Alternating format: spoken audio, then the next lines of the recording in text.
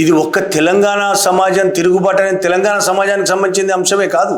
ఇవాళ నేను ముందు నుంచి చెప్పాను, సమ్మక్క సారక్క నుంచి మొదలుకుంటే ఇవాళ వరకు ఈ ప్రభావం దేశవ్యాప్తంగా పడుతుంది. తెలంగాణ సాయుధ పోరాట ప్రభావం ప్రపంచవ్యాప్తంగా పడింది. ఇవాళ బండి భగీరథకు వ్యతిరేకంగా నిలబడ్డ, బరిగీసి నిలిచి గెలిచిన తెలంగాణ సమాజం ప్రభావం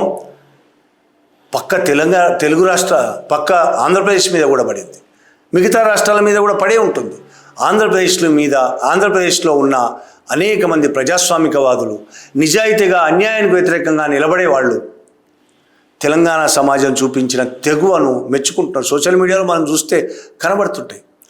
తెలంగాణ సమాజాన్ని చూస్తే మా ఒళ్ళు పులకరిస్తుందని మాట్లాడారు, సోషల్ మీడియాలో రాశారు. సెల్యూట్ అంటూ మాట్లాడారు.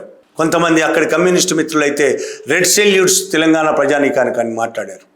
అనేక మంది రాతలు రాస్తున్నారు సోషల్ మీడియాలో. తెలంగాణ సమాజం గొప్పతనంలో కొద్ది భాగమైన మాకు కూడా ఉంటే బాగుండు అని ఏపీలోని కొంతమంది రాస్తున్నారు. ఏపీలో కూడా తెగించే తత్వం ఉంటుంది.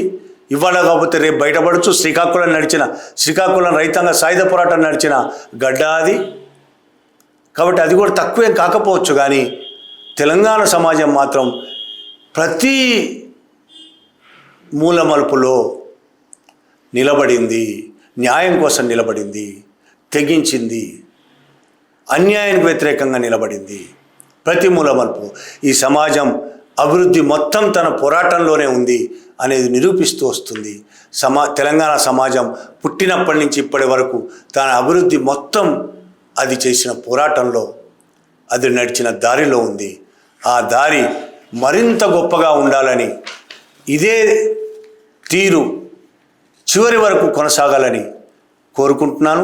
తెలంగాణ సమాజానికి సెల్యూట్స్, రెడ్ సెల్యూట్స్.